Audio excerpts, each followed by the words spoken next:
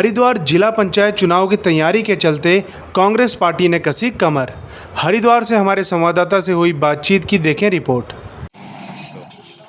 नमस्कार, UK express में आपका स्वागत है। मैं पंकज बिष्ट हरिद्वार से।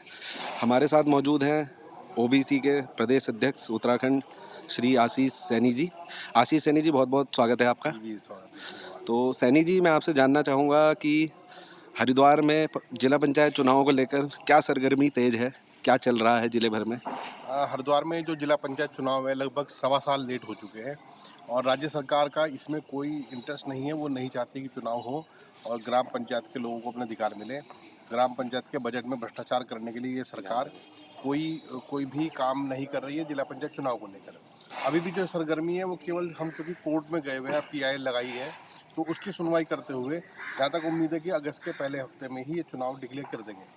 और क्योंकि इस पूरे ग्राम पंचायत क्षेत्र में जिसमें ग्राम सभा के चुनाव होने हैं हरिद्वार जिले में, यहाँ पर कांग्रेस की जो वोट है वो ज़्यादा आए हैं, कांग्रेस को समर्थन मिला है, तो भाजपा की चिंताएं बढ़ रही हैं।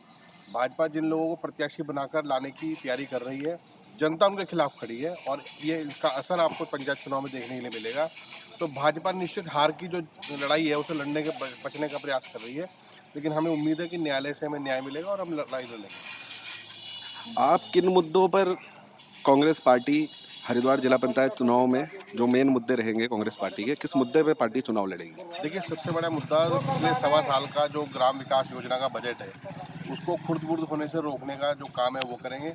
दूसरा, जो अगले 5 साल का जो काम है, क्योंकि भारतीय जनता पार्टी के सांसद और विधायक होने के बावजूद भी उन्होंने ग्रामीण क्षेत्रों के डेवलपमेंट के काम पे जीरो काम किया है। जो सड़कें एक आध कोई बनाने की कोशिश भी किया वो बहुत घटिया क्वालिटी के निर्माण है और मनरेगा जैसी योजना और तमाम योजनाओं में केवल समाज कल्याण से लेकर और जो छात्रवृत्ति योजनाएं चल रही हैं ग्रामीण क्षेत्रों के लोगों के लिए, उसमें केवल भ्रष्टाचार है। उसके तमाम उदाहरण मौजूद हैं, तमाम लोग जेल गए हैं, लेकिन छोटी मछलियाँ जेल गई हैं।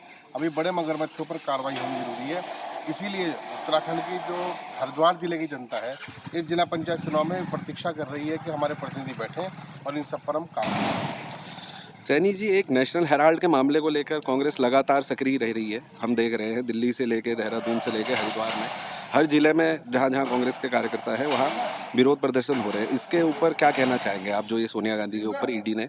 देखिए, इसमें मैं 2-3 बिंदु रख के अपनी बात कहूँगा। पहला बिंदु कि नेशनल हेराल्ड कांग्रेस पार्टी का अपना मुखपत्र है जो पंडित जवाहरलाल नेहरू जी के समय पर शुरू किया गया।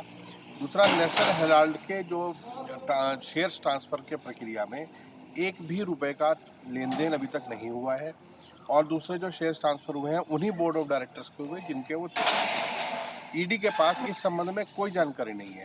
केवल सुब्रमण्यम स्वामी जो एक झूठ बोलने वाले संगठन के पदाधिकारी हैं, उन्होंने केवल एक झूठा केस दर्ज किया है और सुप्रीम कोर्ट से न्याय नहीं मिल रहा है। ईडी केवल नौटंकी कर रही है, बदनाम करने का केवल एक प्रयास मात्र है। कि ठीक वैसे ही जैसे 2G और कोलगेट मामले में हुआ। कोलगेट मामले में आप स्पष्ट देखिए, CAG विनोद राय की राय थी कि हमने 2G और कोलगेट में एक लॉस उठाया है और जैसे ही वो उनको BCCI का चेयरमैन बनाया, उन्होंने साफ बोल दिया कि उनका कोई इसमें रोल नहीं था और इसमें कोई मामला था ही नहीं। ये झूठे मामले हैं, केवल बदनाम करने की नीयत से काम कर रहे हैं। दूसरे, जिस प्रकार से कांग्रेस नेताओं का उत्पीड़न करने का प्रयास ईडी से किया जा रहा है, ये एक संदेश के रूप में है कि देश के सामान्य नागरिक से लेकर अगर हमारे पार्टी के नेताओं में किसी को भी अगर ज़बरदस्ती परेशान करने का काम किया जाएगा तो हम कार्रवाई करने में, विरोध करने में हर तरीके से सक्षम है। और जो विरोध करने का जो कारण है वो है महंगाई, बेरोजगारी, चीन का अतिक्रमण और देश में जिस प्रकार की संगठित लूट और ये सूट बूट वाली सरकार कर रही है, इस लूट के खिलाफ हम लोग यहाँ खड़े हैं।